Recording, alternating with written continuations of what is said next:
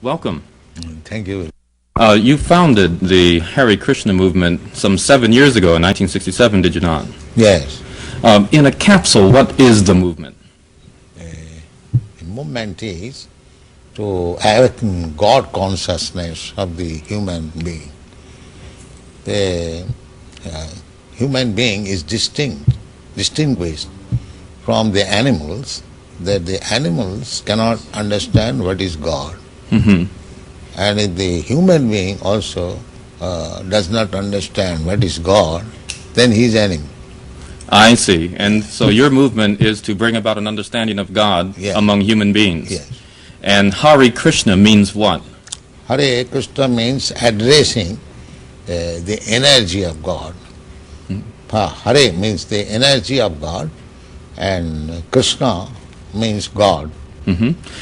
Okay, you were here yesterday and to attend your annual festival that was held here in Golden Gate Park, and we were there too. And in fact, here it is. A few thousand people came out to hear it. How many people are now disciples of the Krishna consciousness movement? Dedicated life, about 10,000.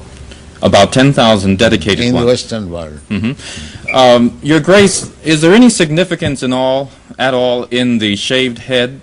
Why are heads shaved? We keep ourselves very clean, that's all.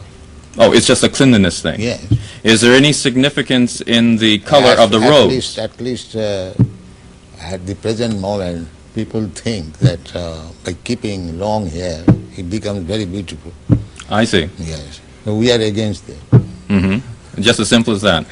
Is there any significance in the yellow robes?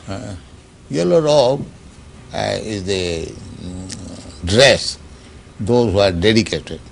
Mm-hmm. Yes. It could very well have been a blue robe. It's just something that was arrived at. This saffron. Mm-hmm. Mm-hmm. Your Grace, why do you feel that so many people are pulling away from the traditional religions in this country, such as Christianity and so forth, and going for the trying to understand the Eastern religions? We hear a lot of swamis and gurus and other type of yogi and so forth. Why do you feel that people are pulling away from the traditional Christian standards here? But we see that the Christian churches, especially I have seen in London, mostly closed. People are not interested, or the Christian leaders, they cannot make them interested.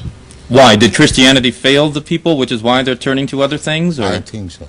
Mm-hmm. Mm-hmm.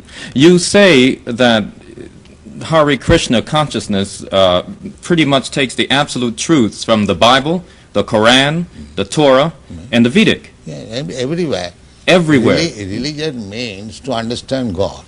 I understand, but do you feel that in getting truths from various places like the Bible and the Quran and so forth, don't you run into conflicts at all or contradictions in those particular philosophies? No, I don't find any conflict, because the ultimate goal is God. So you have to understand God and try to love Him. So you can go through any religious process. If the goal is attained, that you understand what is goal, and you try to love Him, then your life is perfect.